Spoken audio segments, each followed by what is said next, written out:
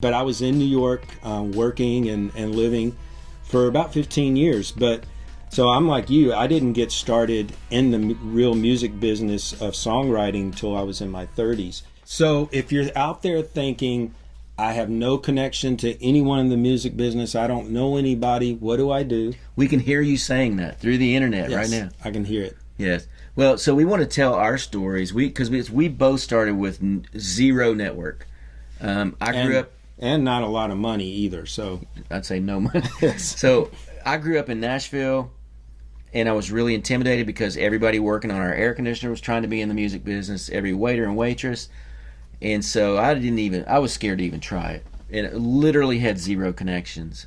And so once I started trying to write professionally later in life, I was in my 30s, and I thought, well, okay, I've got a little more courage. I'm going to give this a try.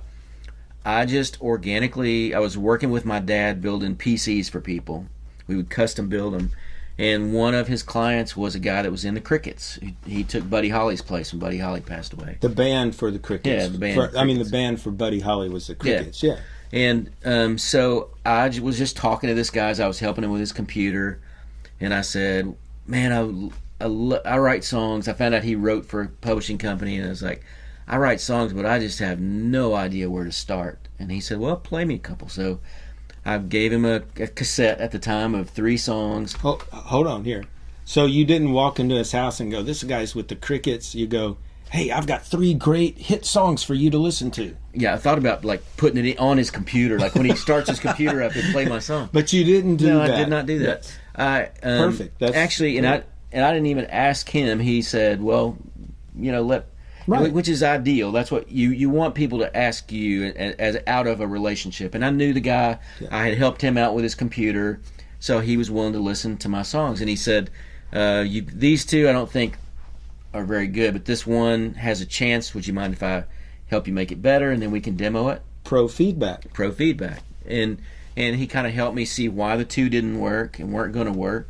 And he helped me rewrite the other one, and we demoed it. And then I tried to become his new best friend. I was like emailing him all the time, calling him, and he was like, man, I can't write all the time, but I will connect you with some other beginners that I know. And I was kind of like, oh, he's, get away from me. And he hooked me up with a guy who didn't have anything going on, just like me. And within several months, this guy gets a publishing deal. Wow. And we had written a bunch of songs, and the publisher got to hear what I did, and eventually that led to my first deal. So I think the biggest. So it didn't happen with you trying to get a co-write with a hit writer, trying to get your song to Demi Lovato. It happened on a more organic level of writing with someone else who didn't have a deal either, and one of you gets a deal, and it's good for everyone. Yeah, and I think the biggest factors were being open to opportunities. Recognizing opportunities. I recognized this guy could help me if I'm cool with the situation, and then just being open to, okay, I would rather write with this big guy, but if he thinks that I would work well with this other guy that's kind of a beginner like me, I'll do that, and he set me up with 4 or 5 people like that, which led to other cool writing relationships and that kind of stuff. What about you? Gosh, I grew up in the South, further south than Nashville. And when I was 19, I decided to pack up and leave, go to New York City. And at that time, I thought I wanted to try to be an artist. But it kind of became apparent playing around New York City that people thought I was a little more country, probably, and they didn't really know what to do with me. But I was in New York working and living for about 15 years. So I'm like you, I didn't get started in the real music business of songwriting till I was in my 30s. And it happened, I knew 2 other guys in New York that wrote country music. I think at that time there were 3 of us that wrote country music in New York. So none of us were famous, none of us had any success, but one of my co-writers said, hey, there's a guy that's an actor on a TV daytime drama, and he wants to be a country singer. He's like, you want to write with him? I was like, sure. I was open to opportunity. So we wrote some songs. I didn't know it, but this guy had been making regular trips, this actor, Ken Meeker. And it was on Days of Our Lives, one of those shows. He had been coming to Nashville on a regular basis, writing with hit writers, couldn't get anything going. He really wanted to be an artist. And so he goes down with 3 songs that I wrote with him, plays it for a producer, Mark Bright, who went on to produce Carrie Underwood. Mark flips out. He's like, wow, who'd you write these songs with? These songs are like way better than what you've been writing with hit writers. And so next thing I know, I get a call from Mark Bright in Nashville. I didn't know him. I didn't know, I just wrote a few songs with, my buddy in New York. And Mark Bright says, what are you doing? Come down here. I want to meet you. So I book a plane trip and come down and meet Mark Bright. And that led to me getting my first cut on an album that he produced.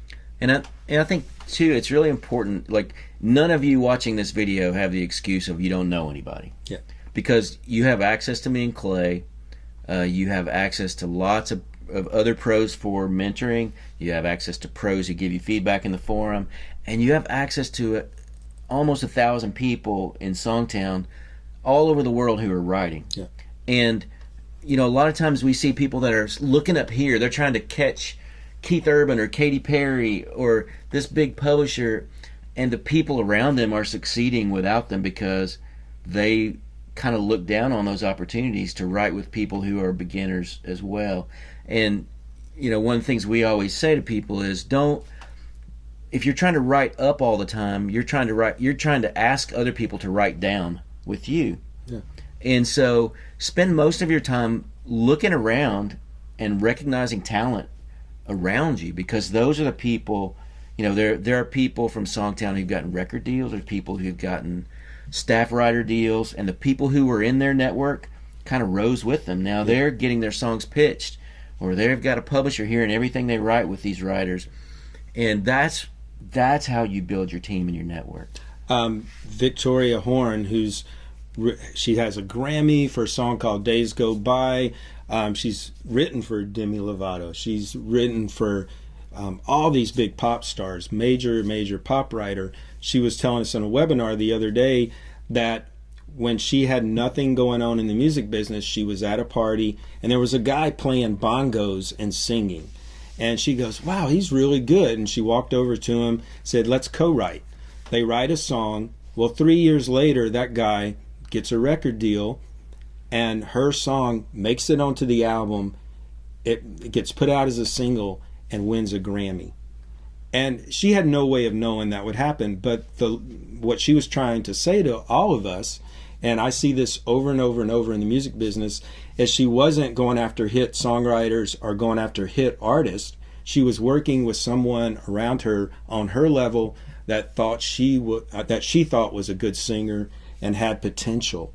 When that guy hit it big, she hit it big. So it's... Yeah, and a lot of people at that party probably just walked right by and thought, cool bongo player, and there's a big, I need to go talk to that person. Yeah. And so we just want to encourage you to look around you at the people. You've got access to a lot of people through SongTown if that's your only resource. Most of you have lots of other resources. So look around you and really assess what your network could be with the people around you, and start there. Right. And artists, go to shows in your local town.